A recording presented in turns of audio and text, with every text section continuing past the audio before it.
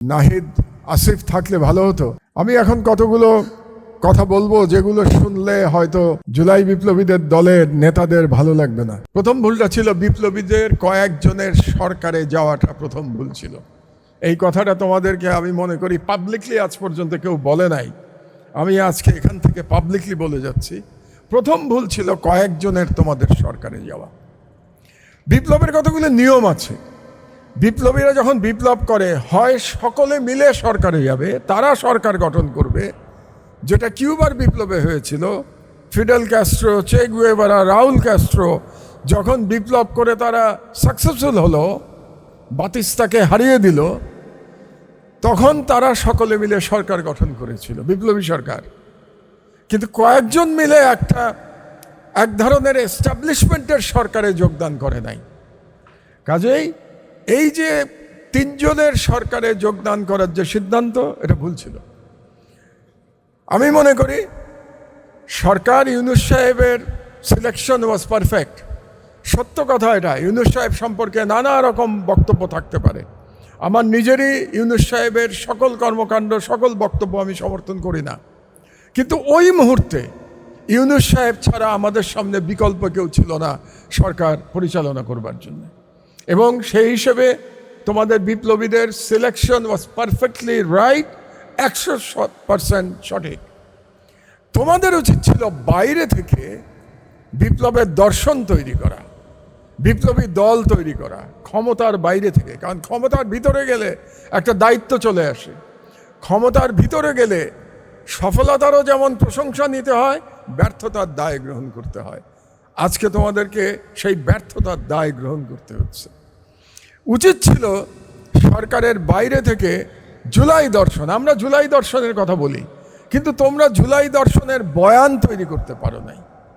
আমি একটা আর্টিকেল লিখেছিলাম দেশ থেকে বাইরে থেকে ফেরার পরেই, জুলাই দর্শনের জুলাই বিপ্লবের দর্শন। এটা লিখেছিলাম বোধহয় 2025-এর প্রথম দিকে আমার দেশেই প্রকাশিত হয়েছিল। কিন্তু সেটা তো আমার লেখা, সেটা তো তোমাদের বিপ্লবীর লেখা না। তোমাদের বিপ্লবীর তরফ থেকে একটা জুলাই বিপ্লবের দর্শন আসা উচিত ছিল। আজ পর্যন্ত এটা সাব্যস্ত হলো না এটা অভ্যুত্থান, না এটা বিপ্লব নাকি আন্দোলন। আমি সর্বদা এটাকে বিপ্লব বলে এসেছি, কারণ আমি মনে করেছি যে বাংলাদেশের রাষ্ট্র যে ব্যবস্থা, সেটার একটা আমূল পরিবর্তন হবে, এবং এই কারণেই আমি এটাকে বিপ্লব কল্পনা করেছি। আর আন্দোলন কিংবা অভ্যুত্থান তো শুধুমাত্র সরকার পরিবর্তন। আমার দৃষ্টিতে জুলাই শুধুমাত্র সরকার পরিবর্তনের আন্দোলন ছিল না, জুলাই বাংলাদেশের রাষ্ট্র ব্যবস্থা পরিবর্তনের আন্দোলন ছিল, সেটার বিপ্লব ছিল। এই জন্যে জুলাই বিপ্লব, এবং আমার নজরে বিপ্লব চলমান। আগেই একটু কথা বলেছি আমি, একদিনে বিপ্লব শেষ হয় না, বহু দিন লাগে বিপ্লবের একটা ফাইনাল রূপ দেওয়ার জন্যে। কাজেই আমি শহীদ পরিবারদের বলবো, জুলাই যোদ্ধাদের বলবো, তোমরা ঐক্যবদ্ধ থাকো। তোমরা সকলে মিলে এই যে জুলাই বিপ্লবীরা বিভিন্ন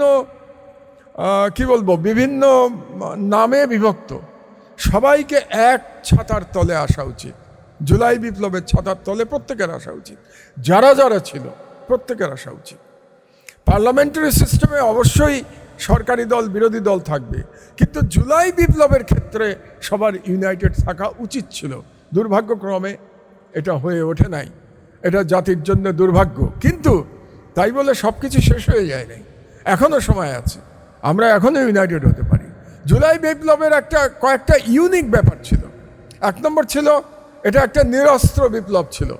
নিরস্ত্র ছেলেমেয়েরা আবু সাঈদের মতো দুই হাত প্রসারিত করে সরকারের সকল রকম গুন্ডামির বিরুদ্ধে তারা দাঁড়িয়েছে, সরকারের বর্বরতার বিরুদ্ধে তারা দাঁড়িয়েছে। নিরস্ত্র ছেলেমেয়েরা, পৃথিবীতে এর কোনো দ্বিতীয় উদাহরণ নাই। দ্বিতীয়টা, এই বিপ্লব ঘরের বিপ্লব ছিল, ছেলেমেয়েরা নিজেরা বিপ্লব করেছে, কোনো বিদেশি শক্তি এই বিপ্লবে কোনো ভূমিকা পালন করে নাই, এবং এটা আমাদের জন্য সৌভাগ্য।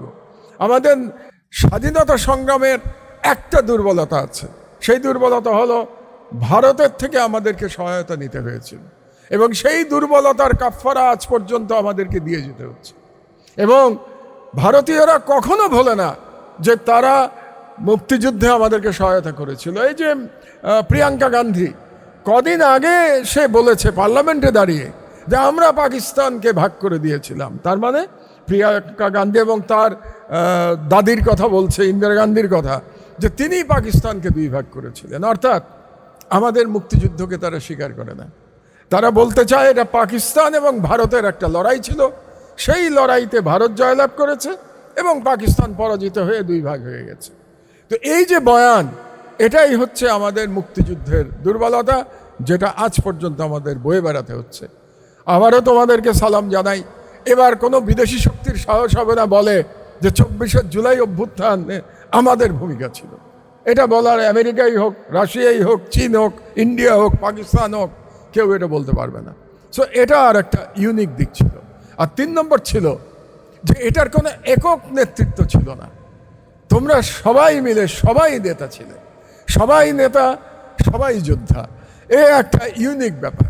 কাজেই এই 3টে বিষয় যদি আমরা স্মরণে রাখি, তাহলে আমি নিশ্চিত এই বিপ্লব পরাজিত হতে পারে না, এই বিপ্লব ব্যর্থ হতে পারে না, এই বিপ্লব। সুতরাং আজকে বক্তব্য দীর্ঘায়িত করব না। ইতিমধ্যে মাগরিবের আজান দিয়েছে, নামাজ পড়ার সময়। আজকে এই অনুষ্ঠানে তোমরা আমাকে প্রধান অতিথি করেছো। প্রধান অতিথি করার কোনো কারণ নাই, এটা তোমাদের দলীয় অনুষ্ঠান। কেন আমাকে প্রধান অতিথি করলে আমি তাও জানি না। কিন্তু জুলাই যোদ্ধারা আমাকে যখনই ডাকে, যে অনুষ্ঠানেই ডাকে, আমি সাড়া দিই। কারণ এই জুলাই যুদ্ধ এবং এই বিপ্লব আমার স্বপ্ন ছিল, এবং আমি আল্লাহর কাছে শুকরিয়া জানাই যে আমার জীবদ্দশায় আমি আমার স্বপ্ন সফল হতে দেখে গেছি। তোমরা লড়াই চালিয়ে যাও। আমরা যারা সিনিয়র সিটিজেন, আজকাল সিনিয়র বললে আবার ট্রল হয় দেখি বিভিন্ন ব্যাপারে, সিনিয়র বলাও মুশকিল, কি বলবো। আমরা যারা বুড়োরা আছি, বুড়োরা তোমাদের পাশে আছি, এটা বলাই বোধ হয় ভালো। আর আমার কথা একটু আগে তো বলেছে, আমি আমার জীবনে আপোষ করি নাই, আপোষ করতে আমি জানি না। কাজেই যতই বয়স হোক, যতই অন্য পক্ষ যতই শক্তিশালী হোক, লড়াইয়ের ময়দানে আমাকে তোমরা সবসময় পাশে পাবে ইনশাআল্লাহ। বিপ্লব দীর্ঘজীবী হোক। আল্লাহ হাফেজ। বাংলাদেশ জিন্দাবাদ।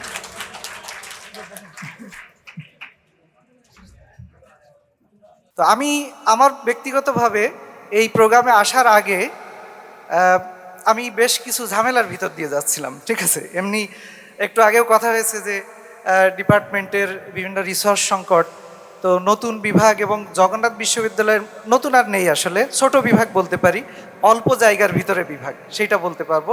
কারণ একেবারে ছোটও বলা যায় না, কিন্তু আমাদের পরিসরটা ছোট, সবারই তাই। জগন্নাথ বিশ্ববিদ্যালয়ের সর্বমোট পরিসরই যেহেতু ছোট, সবাই খুব ছোট ছোটোভাবে আছে। কারণ আমি যখন পিএইচডি করতে যাই, একটা computer science and engineering department, একটা বিল্ডিং, পুরো একটা বিল্ডিংয়ে একটা বিভাগ। তো আমরা এখানে আসি কোথায়? একটা বিল্ডিংয়ের একটা ফ্লোরের একটা অংশে, ঠিক আছে। তো আমরা একটা লিমিটেড এনভায়রনমেন্টে বড় হচ্ছি। তো সুতরাং এখানে ক্যারিয়ারের কথা এসছে। তো আমি বলবো যে পৃথিবীতে সম্পদ কিন্তু নির্দিষ্ট। তো এই নির্দিষ্ট সম্পদের ভিতরে প্রথম কথা হচ্ছে যে যাই পাই না কেন আমি সেটা আলহামদুলিল্লাহ বলতে হবে। আমরা সবাই, মানে সারা বিশ্বের যে মানুষ আছে, সবাই তার যে শেয়ার পাচ্ছে, আমি সেই তুলনায় কতটুকু পাচ্ছি আমি যদি হিসাব করি, তাহলে ইতিমধ্যেই আমরা জানতে পারবো।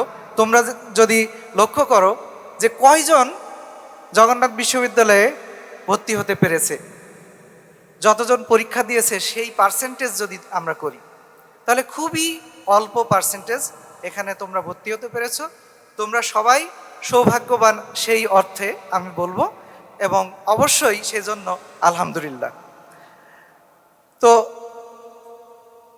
এরপরে যদি আসে তোমাদের এখন কি করণীয়, সে সম্পর্কে খুব ভালোভাবে বলেছে শরফুদ্দিন ভাই। তো আমি যেটি বলবো যে প্রথম কথা হচ্ছে যে স্যাটিসফ্যাকশন থাকতে হবে, কিন্তু তাই বলে কি থেমে যাব? থেমে যাব না, আমাদেরকে এগোতে হবে, এবং এগোতে হবে, কম্পিটিশন করতে হবে। গ্লোবাল কম্পিটিশনের কথা বলা হয়েছে, কিন্তু সবচেয়ে বড় কম্পিটিশন যেটা, সেটা হচ্ছে নিজের সাথে কম্পিটিশন করা। তো আমার প্রফেসর কোরিয়াতে আমি ছিলাম, কোরিয়া কিয়াং ইউনিভার্সিটিতে পিএইচডি করেছি। তো প্রফেসর বলতেন যে শত্রু তো আসলে কেউ না, ঠিক আছে, শত্রু সবচেয়ে বড় শত্রু নিজে। আবার আমি যদি আমাকে উন্নত করতে চাই তাহলে আমি কম্পেয়ার করব যে গতকালের তুলনায় গতকালের আমি আর আজকের আমি কতটুকু পরিবর্তন হতে পারলাম। তো এই পরিবর্তনটা অবশ্যই হবে কোন দিকে? কাজের সংজ্ঞা পড়েছে সবাই তো সায়েন্সের, সুতরাং কাজের সংজ্ঞা জানো যে বল প্রয়োগ করলে স্মরণ হয়, সেই দুটোর গুণফল হচ্ছে কাজ। তো কাজ হবে, বল প্রয়োগ করলাম এইদিকে কিন্তু স্মরণ উল্টা দিকে হলো, কাজ কি হবে? সেই দিকেই হতে হবে। তাহলে আমার যে পরিবর্তনটা সেটা হতে হবে ইতিবাচক দিকে, ভালোর দিকে। তাহলে ভালোর দিকে যদি আমি পরিবর্তন করতে চাই, মানুষের জীবন হচ্ছে সময়ের সমষ্টি। এইটা যত দিন যাবে, মানে একই কথা ছোটবেলা থেকে